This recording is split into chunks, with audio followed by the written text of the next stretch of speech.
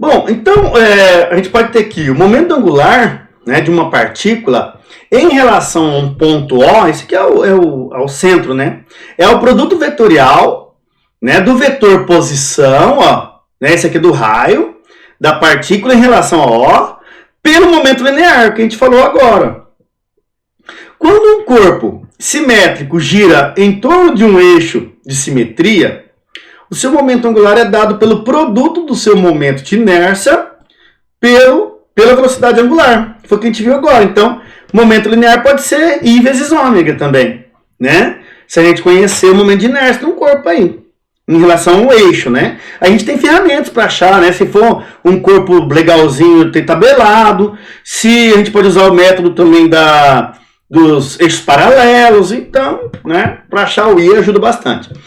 Bom, quando um corpo não é simétrico ou o eixo de rotação Z não é um eixo de simetria, né, a componente do momento angular em torno do eixo de rotação é I ômega Z. Então a gente pode, mesmo que não seja simétrico, a gente pode achar o momento de inércia, então, né, e multiplicar pela velocidade, porque a velocidade angular do corpo em relação é sempre a mesma, né?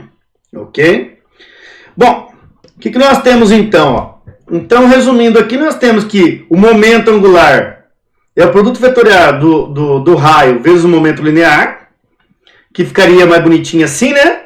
Na verdade, é o produto vetorial de R e V, né? Porque a massa não é uma grandeza vetorial, né? Temos também o quê? Né? Que o momento angular, ele é o momento de inércia vezes a velocidade angular. Como que a gente identifica para que lado que aponta esse vetor momento angular? É através da regra da mão direita também, tá, gente? Tá? Então, olha só. A gente põe os dedos em volta na direção da velocidade angular e acha, então, o momento angular. Então, se a velocidade estiver para um lado, o momento angular aponta para o mesmo lado ou vice-versa, tá bom?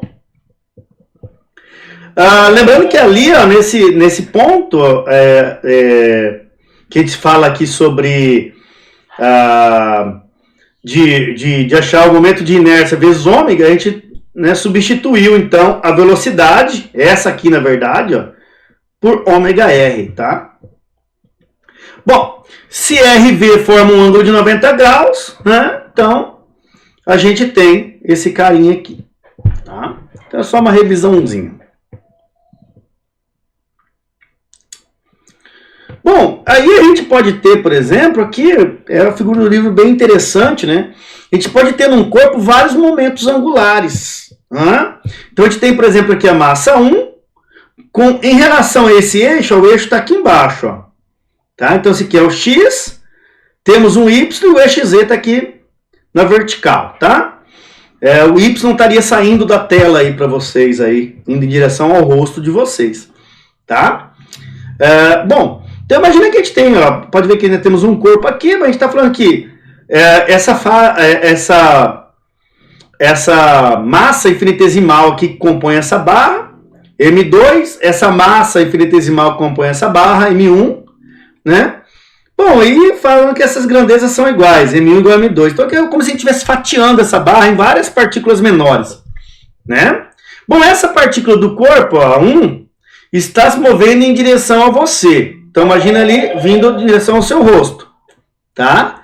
E essa partícula M2 está se afastando de você, então isso aqui está rotacionando, né? É como se isso aqui podia ser um disco, uma barra, etc, rodando em torno de Z, tá? Então cada um dessas massas aqui, dessas MI massas, teria um momento angular. Então teria um vetor momento angular, ó. Tá? Um vetor momento angular. Isso aqui é só para a gente fazer uma análise. E qual que seria o momento angular da barra inteira? Seria a soma de todos esses momentos angulares. L1, L2, Ln, né? Soma de todos os momentos angulares. Quando você soma, você tem que somar vetorialmente. Então imagina assim, ó.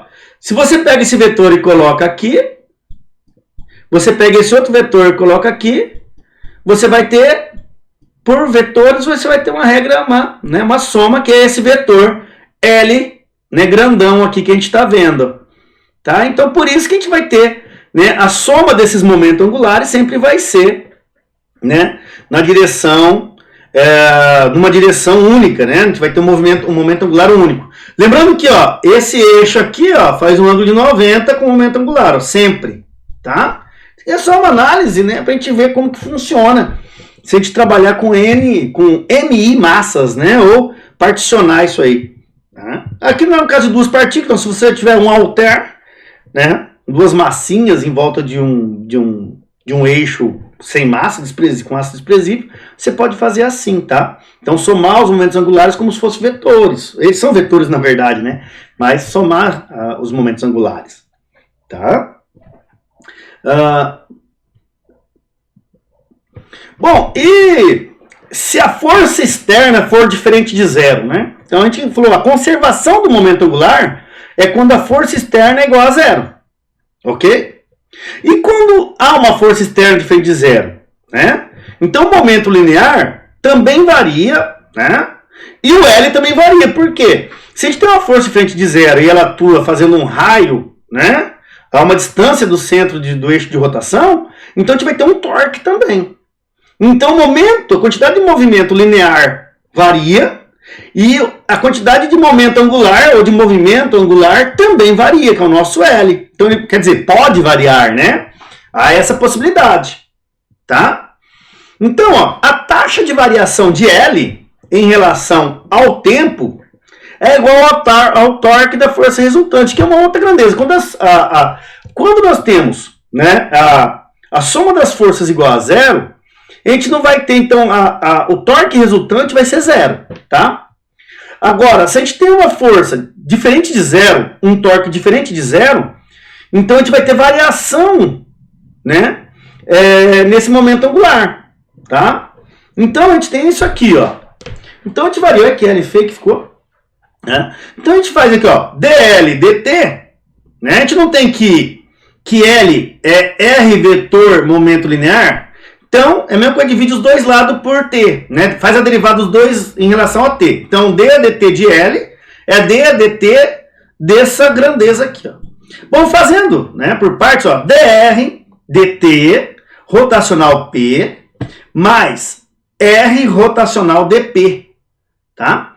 Quando a gente faz a derivada aqui de r, ele vira v, tá?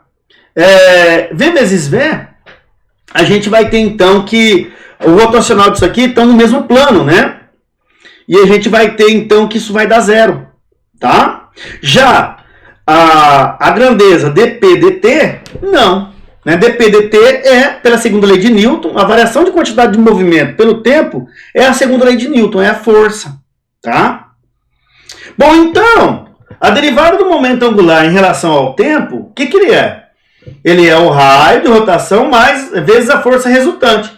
R vetorial F é torque, ok? Então, a variação, né, do momento angular com o tempo, a taxa de variação do momento angular com o tempo é o próprio torque, tá?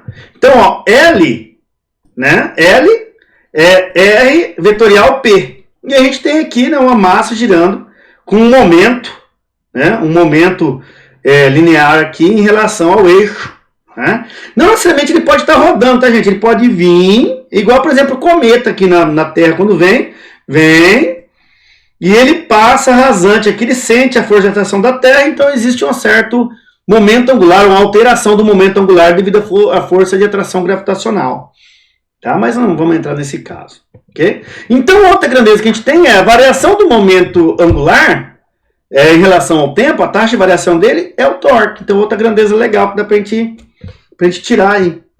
Tá? Ok? Bom, vamos falar um pouquinho sobre momento angular e torque. Né?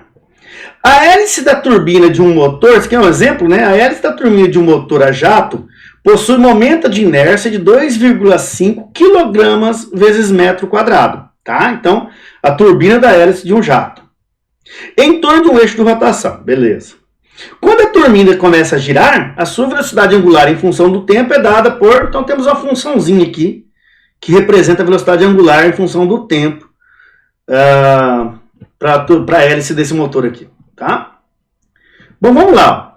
Na letra A, ele pede assim, calcule o momento angular da hélice em função do tempo. E ache o seu valor no instante t igual a 3 segundos. Tá? Então, vamos lá. Então, o momento angular é o momento de inércia vezes a velocidade angular. Então, a gente tem aqui, substitui os valores, né? De inércia, velocidade angular, a função. Isso aqui vai dar 100 vezes t ao quadrado. A gente quer em quanto tempo? 3 segundos. Então, o momento angular é de 900 kg metro quadrado por segundo. Tá? Isso aqui é para a turbina dessa hélice aqui. Tem outra pergunta. B. Determine o torque que atua sobre a hélice em função do tempo e calcule seu valor em 3 segundos. Então, ele quer saber o torque em função do tempo. Ó. Então, pela equação que nós já tínhamos, né, a gente sabe que o torque é a taxa de variação do momento angular com o tempo. Tá bom? Ok?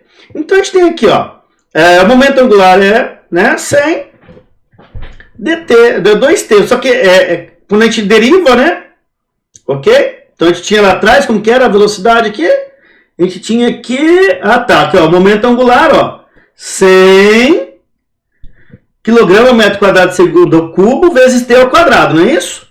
A gente vai derivar essa grandeza, deriva essa grandeza, ó, cai o 2t aqui, ok? Então, nós temos agora o torque em função do tempo, 200 vezes t, né? E agora, para t igual a 3 segundos, a gente só multiplica por 3, tá? Então, a gente tem um torque de 600 newtons por metro. Então, achamos o torque aí para t igual a 3 segundos.